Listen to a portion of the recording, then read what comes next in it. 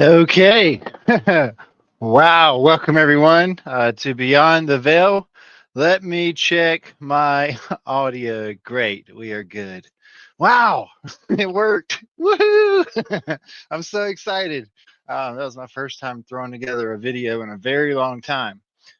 Actually, believe it or not, before I started in the ministry and really before I even started into carpentry work, I was into more of art than anything. I wanted to go to school. Well, I technically did go to college for about a year and a half, and then I just couldn't take it anymore and got out. But I was going for art and graphics design, drawing, and all that other stuff as little subcategories of that. And then I was actually, believe it or not, a licensed tattoo artist, which I'm actually teaching the complete opposite of that right now. Just so you know, that is my past.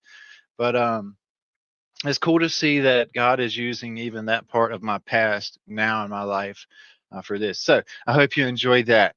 And if you're wondering, Tartaria itself is centered around this big idea that someone had looking around a while back. Okay, and they started noticing things that just didn't fit into place ultimately, and it just led to a whole conspiracy theory that has turned into a whole big giant, what I like to say, can of worms, a big old banana sandwich. Okay.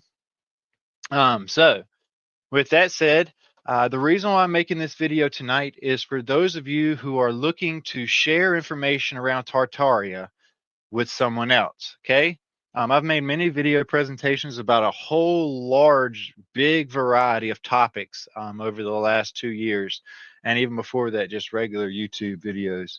Um, but I will say, okay, this will be the first one where I'm able to present just strictly Tartaria for you guys to share. So that way you're not sharing a big strung out video on other topics mixed in. This one is specifically Tartaria for you guys. Okay. I believe this one is very key. Okay.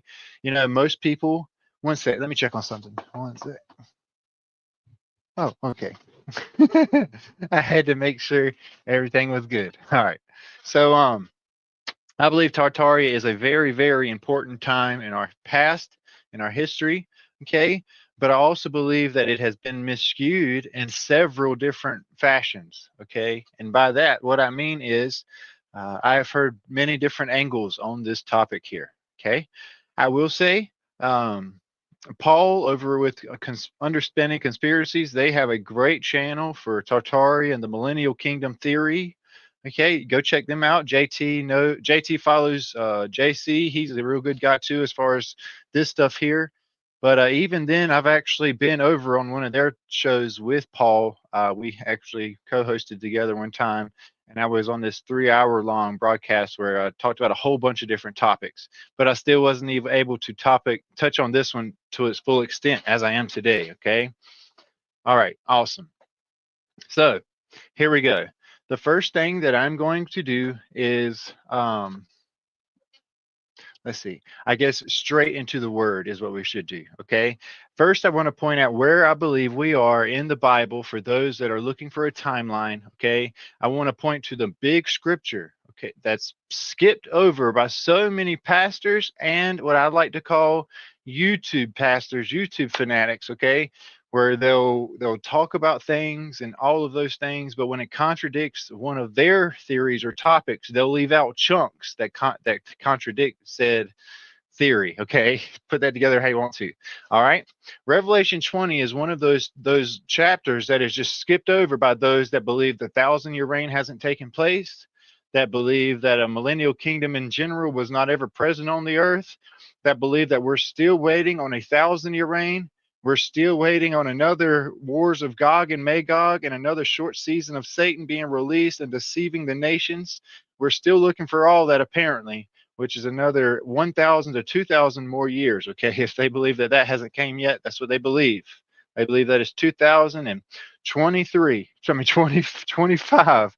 Woo, 2025, and none of that stuff has taken place, all because of the things they've been handed only in history class. Okay, so we're going to touch on the things that's not talked about by other people. The big topics, the big passages, the big scriptures, okay? All right, so the first thing we're going to do today is we're going to look at, let me remove some stuff down here. Okay, so it's not all in my way. And let me add this to the stage. All right. All right. So let me make this a little bigger for you guys. All right. Cool. I think that'll actually be a little bit better for some of you at home. It's cool to see 90 people up here. If you could, as you're coming in, hit the like button down below. It'd be awesome to see a little jump in the algorithm so we can get some more people pulled in on this video. And I would also like to say this, YouTube, anything that I present today is things that you can look up along with these people watching right now, okay? If you decide to chop up this video or strip out this video or flag this video in any way, all you're doing is exposing yourself. So just know that YouTube, this is for entertainment purposes only, and you'll be telling on yourself if you do anything with it. All right. So we're going to go forward from here. We're going to look in Revelation chapter 20. All right. If you've been following along with Beyond the Veil, you know that one of my big words that I like to touch on is one that a lot of people don't like to touch on. And that word is the word until. Okay. For example, during the Last Supper that Christ had with his 12 disciples up in the upper room. Okay, they all met around, they had Passover meal together, and during that time, right after that, okay, he told them what was about to take place. He was like, Peter, man, you're going to deny me 3 times. Okay, and then the rooster's going to crow. All of that stuff was told to Peter. He's like, look, you're going to do this because free will is a thing. All right, but he also told them some very important things. He had told them previously, he was like, look, I'm about to be handed over and crucified. They're going to kill me. And it went over all their heads. They weren't even paying attention. Then they get in the upper room, and he even points out other things that went right over their heads and goes over a lot of people's heads today that read it and don't know what they're reading. Okay, he said this to them. First, okay, he washed every one of their feet before all of this took place. Okay, Judas included. But after that point, some things happened. He sent Judas out. He was like, Judas, go do what you must. All right. And he was the one that was identified as the one who's going to betray him. And he went on about his business. But Peter, he does something as well. Okay. He gets all jealous and sad and mad at the same time because he finds out that Yeshua said something that he didn't like. He looked around and he told Peter, he said, Peter, you know, you're going to be stretched out and die in a way in which you do not want to die, or you do not long to die. You don't want to die. After he had previously said, pick up your cross, follow me, okay, many times, and taught everybody about the love. Greater love has no man than him who lays down his life for another, etc. Okay, well, he told Peter, he's like, you're going to be stretched out and die in a way in which you do not wish and do not want to be, okay? And Peter gets like all offended. He's like, wait, well, what about John? As he looks at John, the one reclining on his chest, well, what about him? Because they're jealous. And well, he says, Yeshua says, Peter, well, you know, what is it to you if I want John to remain behind alive until I return? Peter does what a lot of you do today. They take that word until and they pretend it's not there. They took it as, what is it to you if I want Peter to remain, if I want John to remain alive and I'll return, meaning he's going to stay alive and I'm going to return. No, he says wants him to remain alive until he returns. Okay. That's what he said. All right. And that caused this whole situation. And he told him, he's like, look, I'm not saying this. He says, some of you will not taste death until the coming of the Son of Man. All right. Now, what does that mean? Well, we're all appointed to die once. Okay. Some will die before others. Some will die in the wine press, but some will die before that. Okay. And the wine press will take place in Babylon the Great. Okay. And just know that. That's over here. The great wine press, the slaughtering, the spilling of the blood of the camp of saints. That's going to happen. All right. And it's going to be a big event that I've been trying to prepare everybody for a long time. Noahide. Okay. Babylon the Great is the first one destroyed. Okay, the rest of the world stands in awe, and that's where the rest of the world, the time of that Gentiles, is where they have their last little itty bitty time to repent. Okay, because all of that had been silenced. All right. Now, here's where this comes from. It says that we're all appointed to die once. That's right there in the book of Hebrews. Okay. Now, on top of that, it says this. Okay, death has no victory. And it has no sting. That is true. Do you know why?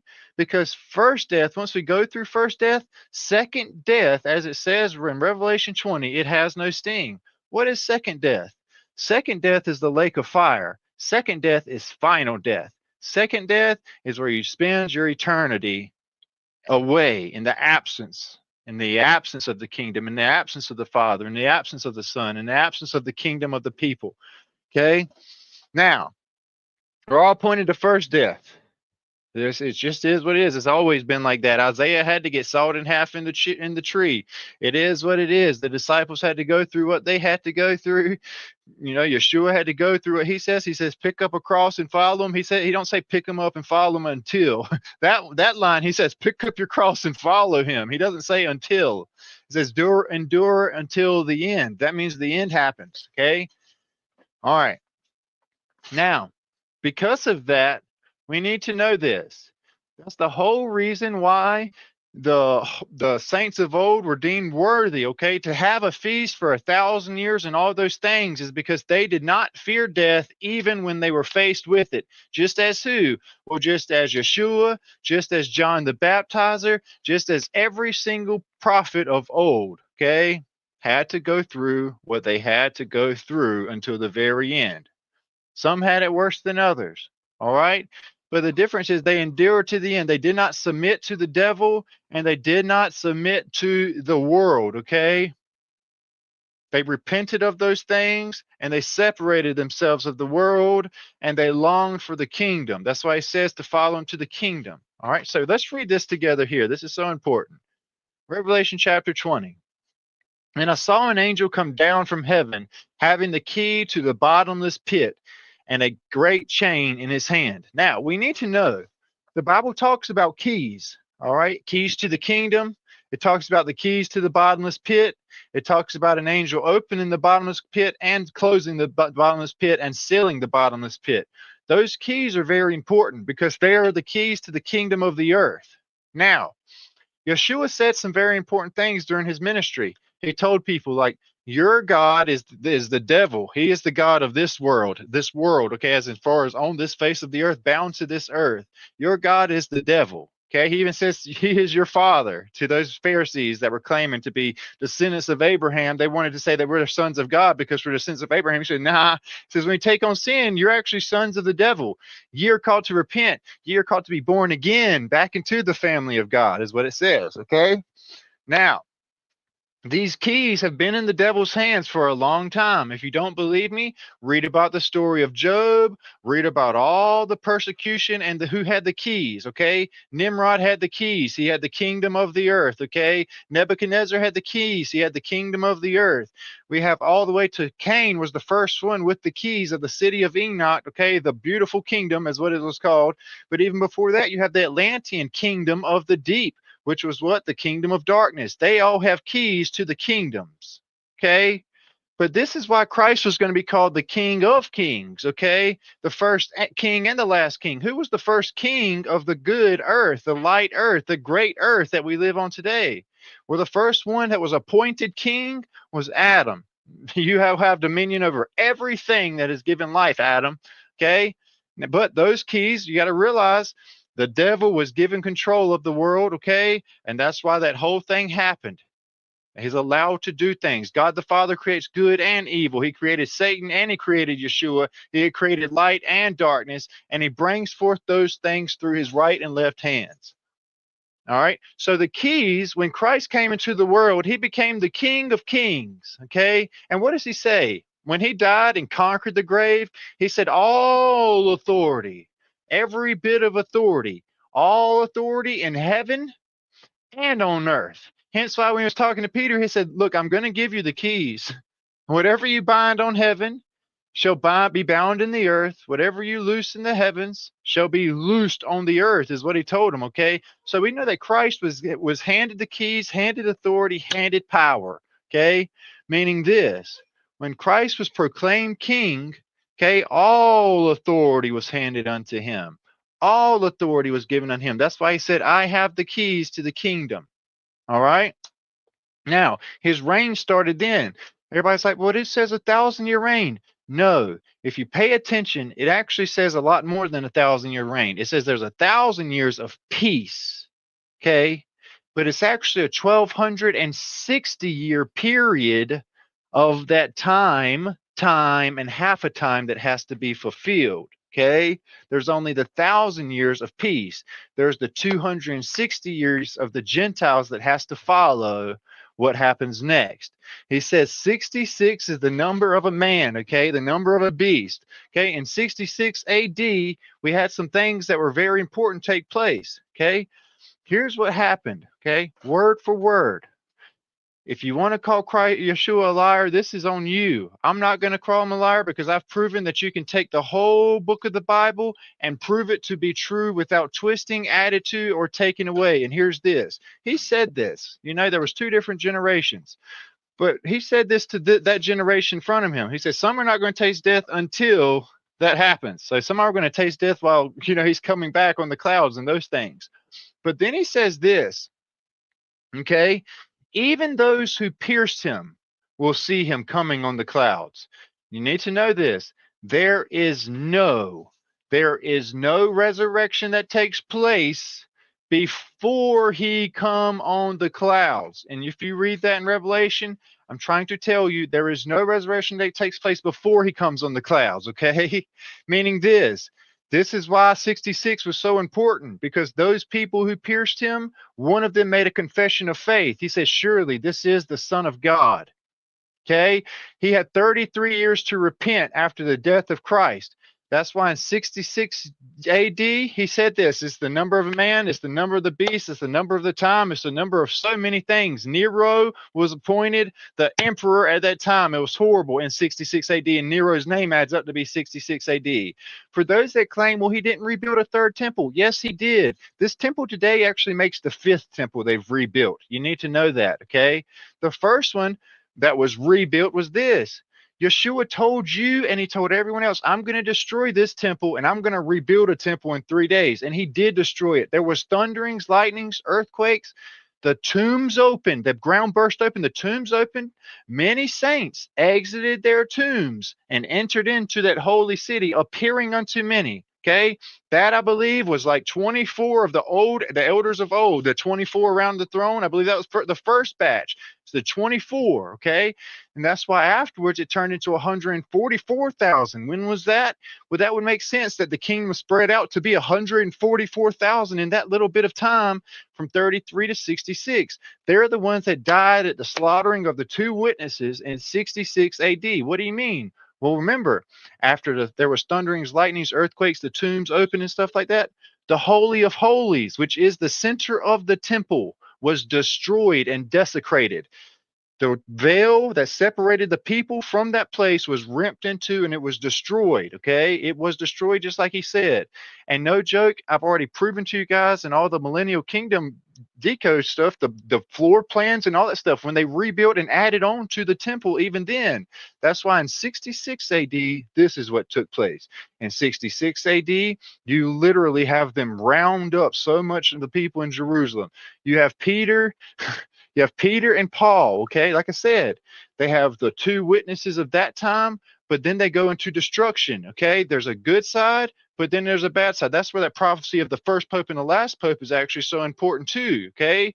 They had this happen. Peter and Paul were killed and humiliated in the streets of Rome in 66 AD, okay? Their bodies were left out in the streets for 3 days, okay? After that point, no joke, you have this. They come back to life and you have many holy people go missing, and you literally have 3 witnesses that I've already pointed out in those 1,000-year reign decodes that have a calling out literally in the temple in the middle of the night that lit up for a whole 30 minutes saying, come up out of her, come out of here, okay? Many holy people went missing, and then started this. There was a remnant left behind, and you have a 7-year torment that took place with Nero, who proclaimed himself pretty much king of the world, ruler of the world, God of the world, as he fiddled his own while Rome burned, okay, and Jerusalem burned. This is why Christ said this. If judgment first comes to his church, because it says this, judgment first comes to us, Jerusalem. Jerusalem was destroyed first. What happens? What happens to them that remain behind? Well, here's where this comes from. Judgment first came to Jerusalem. They were all killed except for a remnant of 10%. Okay. That's where John comes in those writings as well. There was a remnant that was left behind and captured and put into exile, okay, during that 7 year tribulation. 3.5 years is Nero. Then he disappears off the table, okay, and he comes back with Vespasian, also 666, reigns for 3 years after 3.5 years, where he comes with 4 legion Titan armies across the Euphrates River and finishes off Jerusalem for the final 3 years, putting the last little people in exiles. Then literally you have this happen. They erect a fourth temple to Jupiter. Okay, you want to talk an abomination of desolation? Well, that's it. Okay, this was during the time of the Gentiles. During the time of the Gentiles, they have this whole other emerging of another temple where they built a temple of Jupiter on top of where the supposed Solomon's temple was built. Okay, and during this time, here's what happened. Okay, you have a good movement, a false good movement, a false light come on the table again, known as Constantine the Great. Okay, because the beast had to suffer a head wound and come back again. All right, so here's how this happened. Constantine the Great in 321 AD, he gave them 200 years, okay, technically 260 years to repent, to change of their ways, and they didn't. So here's where Constantine comes in, fulfilling the dark side, the wrath. Okay, what's Constantine do? Well, he changes the Sabbath to Sunday to create the worship of the beast. Okay, on that same day, this was the 66th day of the year and 321 AD. 3 plus 2 plus 1 is 6. 666 AD. You have Constantine the Great change the Sabbath to Sunday. Okay, as the venerable day of the sun, as Constantine continued worship of the sun, they erected their first steeple obelisk on their first temples, okay, that they spread out all over the place, all right, for the venerable day of the sun. Those temples went all over, okay, and on top of that, they do this. They started killing Christians that were keeping the Sabbath. No joke, for a long time, all the way up until what happened? Well, Rome was destroyed. First to the house of God and then to Rome, okay? And then what happens? You finally have a time of peace that comes over the earth. They call the Dark Ages in 450 AD.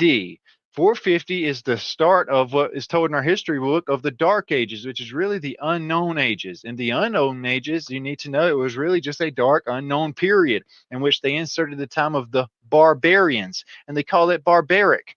But it was really the time of the Tartarians, in which Rome was destroyed and everything was made new all over again with a remnant of saints that was left behind to become a kingdom of priests about the nations, okay, to do something very important we're going to talk about right here.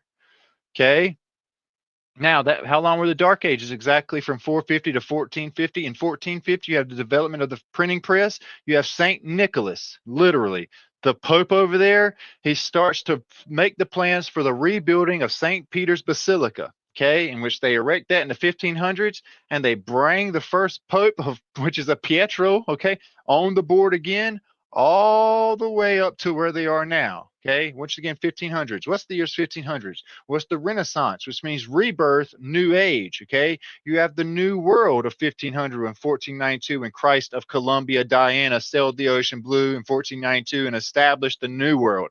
All right, all of that stuff is so important, absolutely important. Okay, because of this. That's when you have New England, New France, new everything, and the swapping of the maps that took place. All right. Now, let's look at this. Revelation 20. I saw an angel come down from heaven, having the key to the bottomless pit and a great chain in his hand. And he took the dragon, that old serpent, which is the devil and Satan, and he bound him 1,000 years, and cast him into the bottomless pit. And he shut him up and sealed the door upon him, that he should deceive the people no more, till the 1,000 years were fulfilled. Now realize this is so important. Until is so important. This word till right here, he should deceive the people no more until, meaning he's going to deceive people again at some point until the 1,000 years were over. And then after that, something has to happen. For after that, he must be loosed for a little season. So Satan is only bound for 1,000 years. Satan is only bound for 1,000 years. Okay. After the 1,000 years, he's set loose. Okay. That's when Rome, the beast, okay, and the dragon are finally bound for 1,000 years. Yeshua had authority. That's why his name was able to drive out the demons and all those things on the earth, to bind them before Satan and the beast were finally bound for 1,000 years. Okay.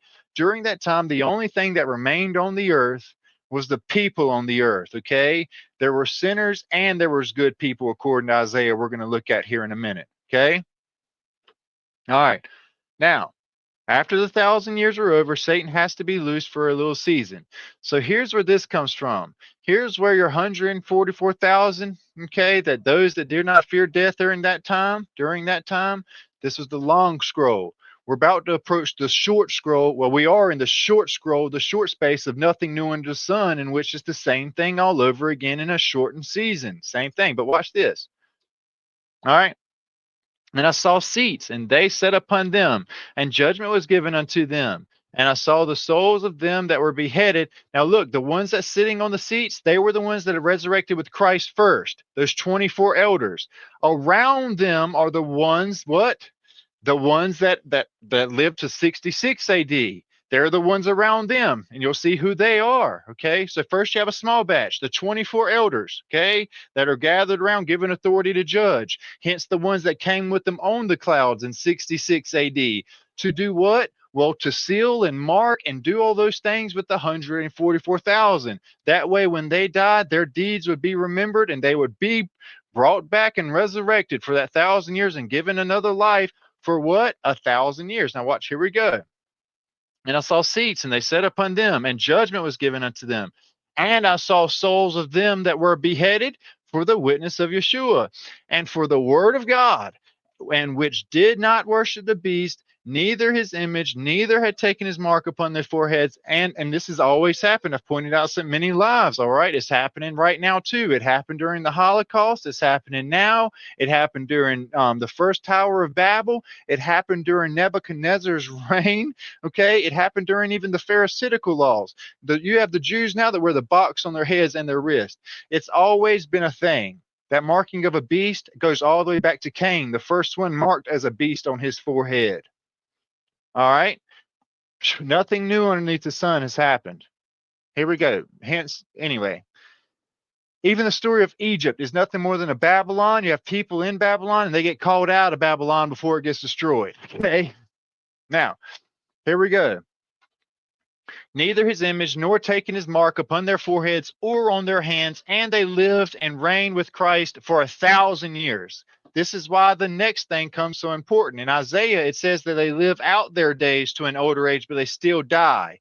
Just like Adam and them could live out to be about 900 and some years old, but they still had to die. Because death and Hades were not bound during the 1,000-year reign. Satan, the beast, and the false prophet are bound during the 1,000-year reign. Death and Hades are not bound and done away with until the very end of time. They are still loose. They are still okay. During a 1,000-year reign, there's still sinners in the world, okay? That's why you had to have a kingdom of priests and servants to go out to minister to those in which Satan had deceived during the 1,000-year reign, and Satan would no longer be there to distract. It would be their own free will during that 1,000-year reign. During 1,000 years, they had a choice to make, okay? You were going to serve the one true God, okay, on that kingdom. It was how it was, and Satan wasn't there, or you would die. That's just how it is, okay? And they would die less than 100 years old. There would be sin in the world, there would be day and night, and there would be work there. I'm going to prove all those things to you. So here we go. Now realize, not everybody was brought back to life during the 1,000-year reign, okay? And it's not that they were all bad. A huge batch, were brought back to life during the 1,000-year period, okay? However, there had to be a remnant left behind that would be given life after the 1,000-year reign, hence the camp of saints. I'm going to prove that to you, okay? The rest of the dead men did not live again until the 1,000 years were finished. This is the first resurrection. What is? Well, some being brought back to life right now during this time, and some being brought back to life during 1,000 years. Both have a huge fire. There's a big fire during the 1,000-year reign of people on the earth, but there's a small remnant of camp the saints living during this time that are given life now. And that's where Isaiah once again comes important. It says the former things will be forgotten. Some will be given life during the 1,000 years, some will be given life afterwards. Okay. Now, but the rest of the dead men shall not live again. Live until the 1,000 years be finished. This is the first resurrection. Blessed and holy is he that hath part in the first resurrection. All of that up there, okay? But they shall be, here it goes. Okay. For on such the second death has no power. Second death has no power on all of these people, the ones that lived before the 1,000 years and some that were given life after the 1,000 years. Death has no power over them. Okay. And the 1,000 years are so blessed and holy is he that has power in the first resurrection. For on such the second death has no power, but they shall be priests of God and of Christ, and shall reign with him 1,000 years. And when the 1,000 years are expired, meaning it's like bad milk, soured milk, it goes out. It's done. Okay. When the 1,000 years are over, Satan is going to was set loose out of his prison. And what does he do when he's set loose immediately? He goes out to deceive the people, which are the four quarters of the earth, Gog and Magog, to gather them together for battle, whose number is as the sand of the sea. And they went up to the plain of the earth and compassed the tents of the saints about, and the beloved city. But fire came down from God out of heaven and devoured them. And the devil that deceived them was cast into the lake of fire and brimstone, where the beast and the false prophet are, and shall be tormented even day and night forevermore. Then you have great white throne judgment. Okay? Now, we are indeed in the little season. This part right here, this is where we are. We are in the final battles of Gog and Magog, okay, where all the nations are stirred up to World War I, World War II, and World War III, okay, in which he's trying to do everything that he's done before, okay, in a short season, a short space, a short scroll that he did up here as well. All right, so let's look at this even more, okay. Let's look at this. All right. Revelation chapter 12. This is important stuff right here. All right. And there appeared a great wonder in heaven, a woman clothed with the sun, and the moon was under her feet, and upon her head was a crown of 12 stars. And she was with child, and cried, travailing in birth, and was pain ready to be delivered. And there appeared another wonder in heaven. For behold, a great red dragon, hauling 7 heads, and 10 horns, and 7 crowns upon his head. And his tail drew the third part of the stars out of heaven, and cast them down to the earth. And the dragon stood before the woman, which was ready to be delivered, to devour her child. This is talking about the birth of Christ. When Christ came into the world, you have King Herod there ready to kill all the boys, okay, so that Christ could not come into the world, okay? That's where this comes from. That's the same story you read about with Moses. When Moses came in the world, they were killing all the babies, trying to stop him from coming in. That same story happens with Abraham. In the story of Abraham in the book of Jasher, they were killing all the boys that were born during that time, so Abraham had to go in exile so that he could not be taken. Same story over and over and over again. Nothing new under the sun. Okay. And there appeared another wonder in heaven, and behold, a great red dragon, hauling 7 heads and 10 horns and 7 crowns upon his head, and his tail drew the third part of the stars of heaven, and cast them down to the earth. And the dragon stood before the woman, which was ready to be delivered, to devour her child, when she had brought it forth. So she brought forth a man child, one that should rule all nations with a rod and an iron, and that her child was taken up to God and to his throne. Okay, that's talking about Yeshua. Yeshua died, and he was taken up and set on the throne, leaving behind his mother, okay, leaving behind the woman, okay, that had given birth to the child. All right, now, and the woman fled into the wilderness, where she hath a place prepared of God, that they should feed her there 1,260 days. All right. Now we'll see how much this is. This is that 1,260 year period. Okay. And there was a battle in heaven after this 1,260 year period. And there was a battle in heaven. Michael and his angels fought against the dragon, and the dragon fought and his angels, and they prevailed not, neither was their place found any more in heaven. And the great dragon, that old serpent, called the devil and Satan, was cast out, which deceiveth the whole world. Okay? Hope you're seeing this. This goes exactly with Revelation 20. Okay? Satan was cast out. Remember, whatever's loosed in the heavens is now loosed on the earth. Whatever's bound in the heavens is bound in the earth. Okay? And the great dragon, that old serpent called the devil and Satan, was cast out, which deceiveth all the world. He was even cast into the earth, and his angels were cast out with him. Then I heard a loud voice in heaven, saying, Now is salvation and strength and the kingdom of our God and the power of his Christ. For the accuser of our brethren is cast down, which accused them before our God day and night. But they overcame him by the blood of the Lamb and by the word of their testimony, and they loved not their lives unto death. Okay, this was all those who literally died for Christ. Therefore rejoice, ye heavens, and ye that dwell in them. But here's to us that are down here still on the earth. But woe to the inhabitants of the earth and of the sea, for the devil is come down unto you, which has great wrath, knowing that he has a short time. Here we are in that short time, that short space. We're the people that remain on the earth as they were brought up to the third heavens, not to the North Pole. And when the dragon saw that he was cast onto the earth, he persecuted the woman which had brought forth the man child. Okay, this is where the woman persecution that I decoded the mess out of here lately has gone on for a long time. But to the woman were given two wings of a great eagle, a right and a left hand. This is where James and John and all the rebuilding of the early America, Mary, James, and John, where you have that rebuilding of early America taking place. They do okay for 1,000 years, 1,260 years. But after that 1,260 years of this space of that happening, then everyone turns on the woman. The right and left wing turn on the woman, and then everyone turns on the dragon. Okay? That's after the 1,000-year reign takes place. Those two wings even turn on the woman. They go into destruction. They go into perdition. That means destroyer modes. Okay? Destruction. Okay? So here goes this. But they overcame him by the blood of the Lamb and by the word of their testimony, and loved not their lives until death. But wait, we're down here. Okay, here we go.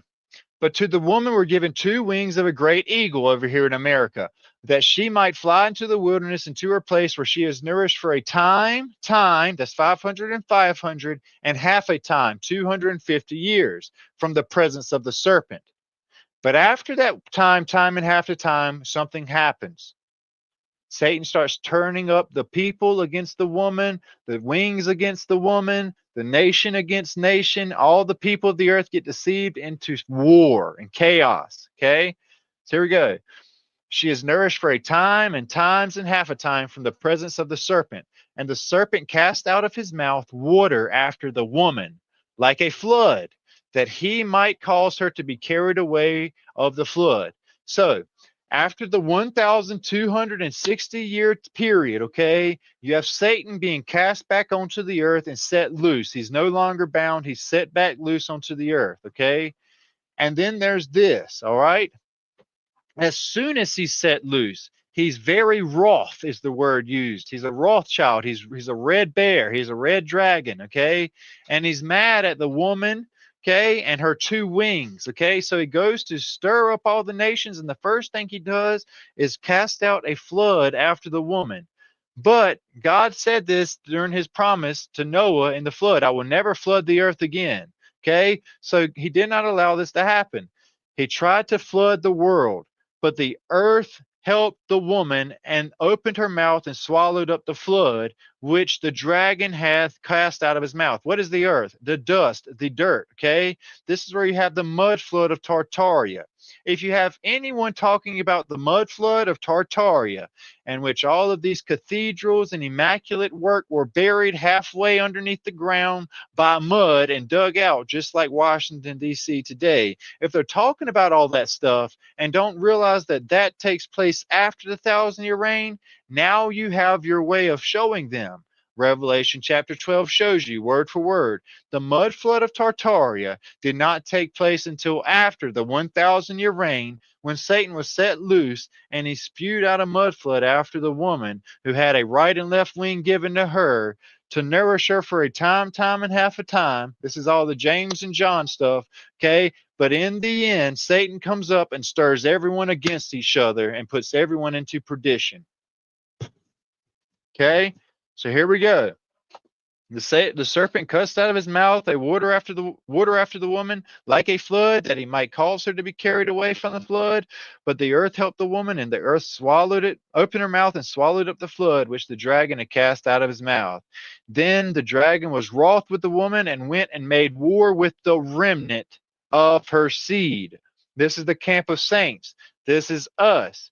The seed line that is still alive on the world today after the 1,000-year reign, after Satan's been set loose. This is why in the 1500s, you have literally a mass casualty situation. You have a remnant of Africans brought into North America because there was some disaster that took place. You have a remnant of the Caucasian Mountains brought into the United States because something happened. Then you have a remnant of Native Americans because 90% of them were wiped out and massacred, left over. So everyone left gets manipulated and twisted by the devil. Who's that? Well, right there in the 1500s, you have the rebuilding of St. Peter's Basilica and the beast system, and the beast controlling the people. Who can make war with him during that time? All right. So there's this, which keep the commandments of God. If you want to be a remnant of her seed, you need to keep the commandments of God. And you have to have the testimony of Yeshua. You don't just believe. You keep the commandments and you have the testimony during these days. Now let's exit out of this one, okay? Now let's look here. Even Daniel talks about it.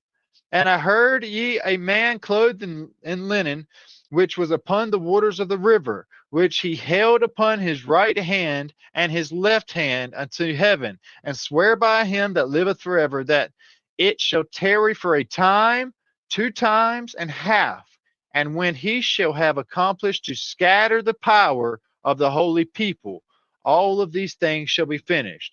Here Daniel is asking, when is the end of the world going to take place? Not the start of the reset new age, okay, which all the rebuild stuff took place. This is the end of the world. He's asking, when is the end of the world going to take place? He says, after the 1,260-year period, and after the holy people are scattered out as a remnant, finally.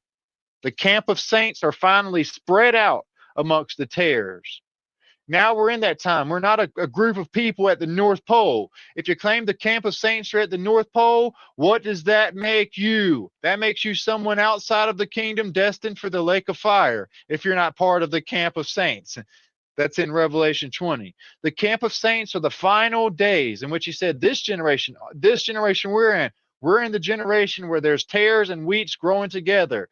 The tents, which are what? The tabernacles, the temples in which the Holy Spirit resides. You can't say all the time that that we're the temple in which the Holy Spirit resides, but then you want to claim that the camp of saints and the tents of saints are an actual physical temple and building of people. Come on now.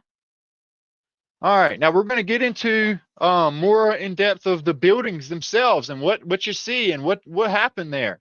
Why you have mixtures of light and dark mixed in on those sides of those cathedrals. Okay, now let's get into some of that deep, dark stuff. Okay. Oh, but here's this as well. Do you know how long those 2 witnesses, James and John, which is what it seems like? This is crazy. And not in a good way. This is the thing. They're fulfilling the will of the Father. It's a light and dark thing. You need to know this. Do you know how long the 2 witnesses have? That same thing, that 1,203 score. Okay? Which is that 90 as well. Same thing happening there. That number tossed around there as well. Okay? So that's pretty cool to throw in there as well. That number is just tossed back and forth there as well. But anyway, let's go on here. Let's see what was supposed to happen during the 1,000-year reign period. All right. Let's see what was supposed to happen. All right, here we go. All right. Well, here it goes. During the 1,000-year reign, I want you to pay close attention. All right. There is still day and night. The sun and the moon are still present. Okay. At the end of the world, the sun and the moon roll away and are done away with. Okay. During the 1,000-year reign, there's still a sun, there's still a moon, there's still day, and there's still night, and there's still work to be done. There's still sinners in the world. There is still all of those things. The only thing not present during the 1,000 years of peace is Satan is bound for a 1,000-year reign. I'm going to prove that to you. Read this, pay close attention, okay? During the 1,000-year reign, for lo, I will create new heavens and a new earth, and the former shall not be remembered nor come to mind. Remember, it says some will be given life again during the 1,000-year reign, and you're not going to remember the things before. But then it said this, but some people, they'll be given life as a remnant after the 1,000-year reign, and their former lives will not be remembered, period. Here it goes right here, proof of that for those that ever wanted to question that. All right. For lo, I create new heavens and a new earth, and the former shall not be remembered nor come to mind. Okay. But be ye glad and rejoice forever in the things that I shall create. For behold, I will create Jerusalem as a rejoicing and her people as a joy. And I will rejoice in Jerusalem and joy in my people. And the voice of weeping shall be no more heard in her, nor the voice of crying. This is during that 1,000 years of peace on the earth, talking about Jerusalem. But watch this. There shall be no more than there a child of years, nor an old man. That this means there's no longer be dying as a young child, but there's also going to be this, nor an old man that has not filled out his days, meaning he's going to live to the end of his days. For he that shall be 100 years old shall die. Death is still in the world. Okay, Hades and death are not done away with until the end of time. Death is still in the world. They shall die as a young man. But the sinner, wait, okay, there's still sinners. Remember, there was a new heavens, new earth, people were brought back, and there's still sinners in the world. Those sinners in the world, well, right now we can only live to be about 100, maybe 120 if we're lucky, usually 70. Okay, here we go. But the sinner, being 100 years old, shall be accursed. And they shall build houses and inhabit them, and they shall plant vineyards and eat the fruit of them, and they shall not build and another inhabit, because Satan's not there anymore making it for the beast system. They shall not plant and not another and another eat, for as their days of a tree are the days of my people. If you look up the oldest tree in the United States, it's 1,500 years old, which puts it exactly at the time of the reset in the year 450, 500 AD. There was something happened that reset the tallest tree, the Armstrong tree in the United States. Armstrong National Tree Park Forest is only 1,500, a little bit over now, years old, which means something took place 1,500 years ago, and which caused even the plants to reset. Okay, so here's that. So here's this though. The work in their hands. For those that say, oh, it's the aliens came and built all those immaculate buildings and all of those things. No, there's no longer Satan involved. There's no longer barium, aluminum in the clouds during that time. During that time, everything was made new and clean. Just like in the Garden of Eden, they could live out their life if they wanted to. But what even happened then? There was still Cain and his generation present in the world, polluting everything and destroying everything. Okay, that's why that happened, all right? But it says that they're going to enjoy their old age and the work that they did with their hands. Okay. It was not aliens that came and built all this technology, this kingdom stuff. It was you and me, with way more than 10% of our brain being used because of the calcium chloride, fluoride, and the GMOs in every single thing that you can imagine. We created these things. We can now too. If you truly had faith, you can even move a mountain into the ocean, and yet you want to act like it's so crazy to think that we built these things. We built these things, and there's mixtures of good and bad. Remember, Christ said, my kingdom is not of this world. Okay. That's why it says an iron rod and a scepter. He says he wants to rule in the heavens and the earth. The parousia, him coming on the clouds, is a temporary visit in which he comes to establish another kingdom on the earth. Okay. And then he returns back to his throne, but he also has a throne set up on the earth. Okay. That's us. We're the kingdom of priests, the kingdom of servants on the earth that can go out and serve and preach to and minister the gospel. Because you can't say this, all right? For those who are like, well, he's not physically here. Yes, he is. You say it all the time. You say that Christ resides in me, and yet you don't want to say that he's here reigning in us and reigning in the heavens. Yes, I believe in all my heart because of my baptism. Christ resides in me. Okay, because that's what the word says. He's the only garment that clothes me in righteousness. Okay, nothing I do. Yes, I believe he resides in heaven and on earth. Okay, but yes, there was also a time where there was this immaculate. It says they're going to take great pride in the joy in the works that they bring forth with their hands, their buildings that they make. They're going to build houses and inhabit it themselves. Okay, that took place. They shall not labor in vain during the 1,000-year reign, nor bring forth in fear, for they are the seed of the blessed of the Lord, and their buds with them. Yeah, before they call, I will answer, and whiles they speak, I hear. The wolf and the lamb shall feed together, and the lion shall eat straw like a bullock. There's even creatures still on the earth, okay, good and bad. They shall no more hunt nor destroy in the holy mountain, saith the Lord. But we know that this means until. After the 1,000-year reign, Satan deceives everything, stirs up everything, man against creature and everything. Okay, so now let's move on even further. Now that we've went through all kinds of passages. If you don't believe that we are the kingdom on the earth, okay, and that there's also a kingdom in the heavens of the 144,000, and you haven't read even Exodus or anything in the New Testament, because it even happened back then with Moses. He tried to tell people, okay, he reigns in the heavens and on the earth. Look, Exodus 19:6, right here. Okay, it says this: ye shall be unto me as a kingdom of priests, a holy nation. These are the words which thou shalt speak unto the children of Israel. Revelation 5:10.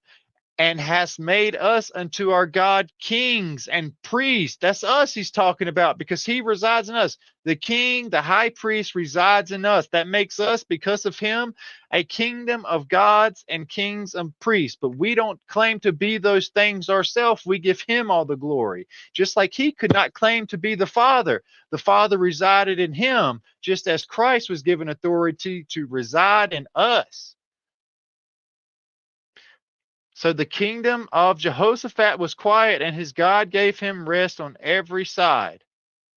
That's the body of Jehoshaphat, okay? He's put to rest. And yeah, he's referred to as a kingdom, a temple, okay? And this goes on and on and on. You can read this on and on and on. All right, so now let's look at this, all right? Since we've went through all that stuff, we're going to go on and skim on through this last little bit of stuff here, okay? What is Tartaria? Inside the empire of Tartaria, one of history's wildest conspiracy theories.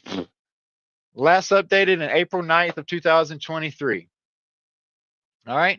The capital of Washington, the pyramids of Giza, and the Great Wall of China. What if someone were to tell you that everything you've been taught about them is wrong, and that these structures were built by an ancient civilization long before our time? Naturally, you would be inclined to roll your eyes. Stop rolling your eyes. As crazy as this sounds, thousands of people on the internet are convinced that an ancient mega civilization called Tartaria, or the Tartarian Empire, is responsible for some of the human civilization's most significant architectural achievements, just like stories of the lost civilization of Atlantis, or the lost continents of Lemuria or Mu.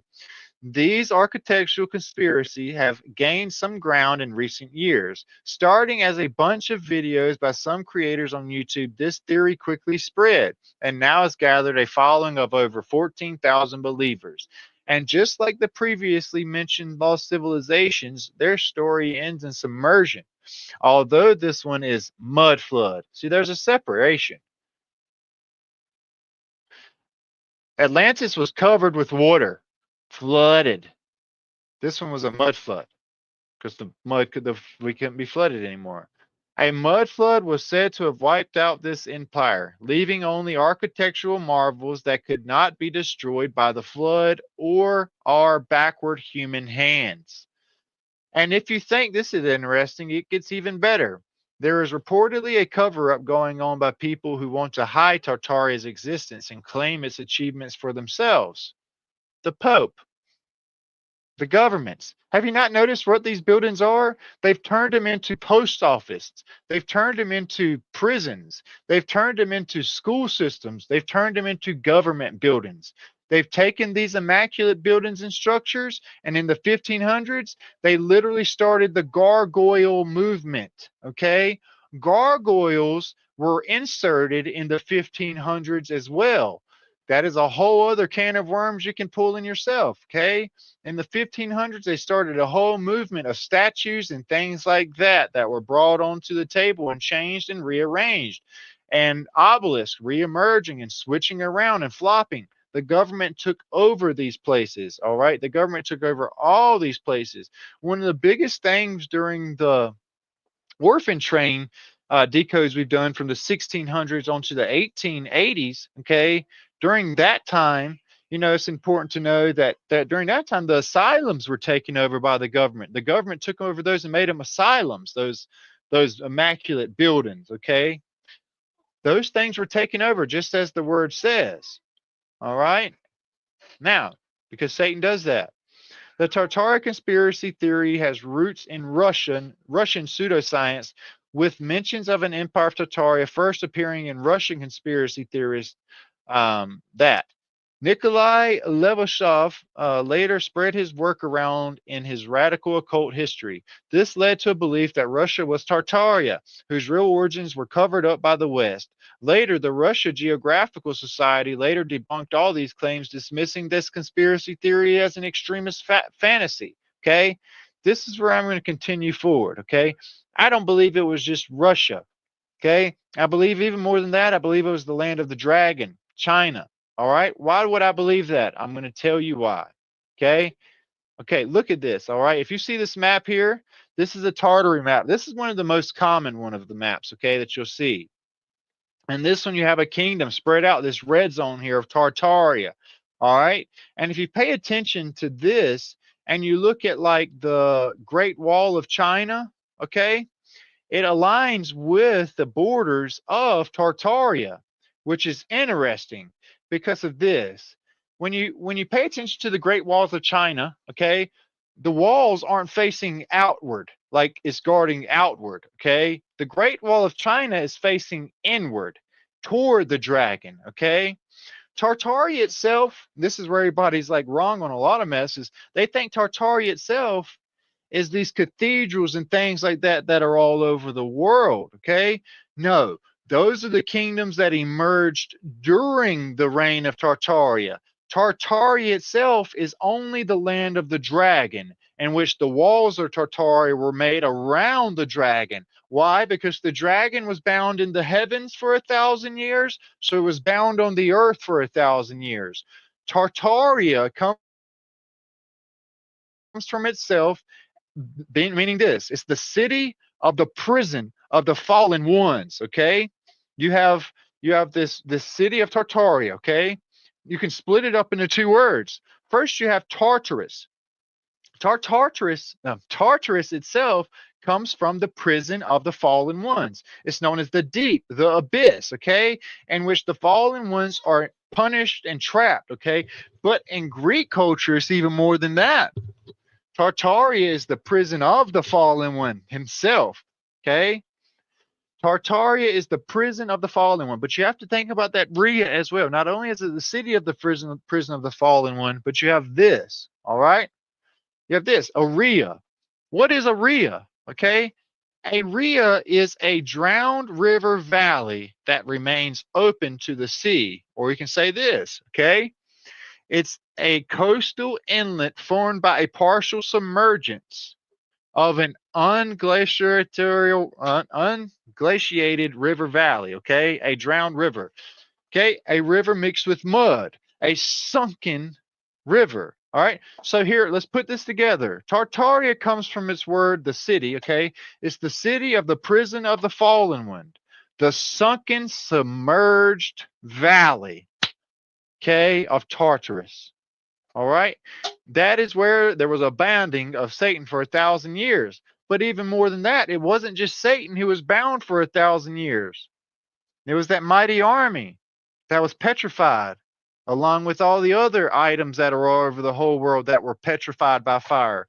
Remember, Christ said when he returned that he would literally destroy 2/3 of the world by fire. This is why 2/3 of the United States is a dry, desolate place. This is why 2/3 of Africa is a dry, desolate place that they once said Sahara was a once luscious kingdom that turned into a dry, desolate wasteland.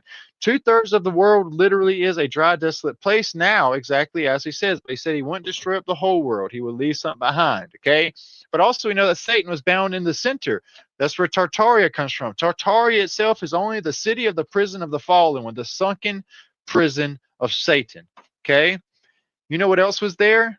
Well, the terracotta army, the biggest army in the whole world, in which every one of these statues are different. They're all exact heights of people in this part of the world, okay? And if you ever seen the movie The Mummy Returns #3, these things come to life. I've done a whole decode on this if this interests you, on what I believe these are going to play an important role on with these frequency towers that are going to cause a lot of things to come up out of the earth, okay? Including these terracotta armies that I believe you're only seeing parts of. These are bound inside the walls of Tartaria, okay? These are bound with the dragon. And it's exactly like the movie. Guess what happened in Brandon James Fraser's The Mummy when he goes to the China part, okay? Well, the king, the emperor was bound, okay, for 1,000 years, but then he was given power to come back to destroy the world. So he brings back all things petrified, his army, his terracotta army, and the dragon rises back up into power, in which he becomes an actual physical dragon also in the end. Okay? I believe that's important stuff. The terracotta army is as well. I believe these things you'll see in real life. It says there's an army that's supposedly going to come up with the number of the sands of the sea is how it's going to be. It's going to be a huge army that's going to rise up from the dragon. All right. Now, let's look even further. All right. So I've got a whole bunch of maps, but with my map stuff, I'm going to have to pull those up on my Facebook page and get you over there. This one, I just wanted to touch on the biblical stuff and mostly what I believe Tartaria itself was. It was a kingdom built in a time where there was still sin in the world, there was still death in the world. Okay, it was a long period of reset that went on. Okay, so where you see this immaculate work where it says they would take pride in the work that they build with their hands. Okay, all right. So here's this. Let's make sure we're done. Check this out. This other word for Tartarus is the deepest region of the underworld, according to this Greek mythology. Okay, awesome. Lots and lots of maps here too that we can kind of skim through and go through, which I'm sure a lot of you guys have already seen it. Tartaria is a pretty big hit now, okay? But I want to make sure you understand why Tartaria is so important. You see how big this is? All right. I wanted you to know why it's so important. Why it's so important is because it hides the millennial kingdom. Okay? Hides the millennial kingdom that was in heaven and on earth, the kingdom of priests that went out. And there was a time in which Satan was bound, in which you could free think. All right? All right. So this has been one of my shorter videos, which is what I wanted it to be, so that maybe it can be shared out and people can get the gist of it in this short amount of time. Okay. But there's also this. There is a whole lot of other stuff to add to this video. Send them back to some of my other decodes that I talk about Tartaria often and things like that, and to my New World Great Reset stuff that happened as well. Okay. There's a lot of stuff that we've talked about in this video that I hope maybe clarified some things with you guys. All right. So with that being said, I'm going to go on and get off of here so that I won't get sidetracked, and the point can be made with this video. And I hope you enjoyed it. If you did enjoy it, 144 of you, if you could, go on and like it, or whatever you want to do, hit the buttons down below, share it, get it out there to someone that you want to hear it to, and check back in on the next one. Okay. I hope this was enough for you, though.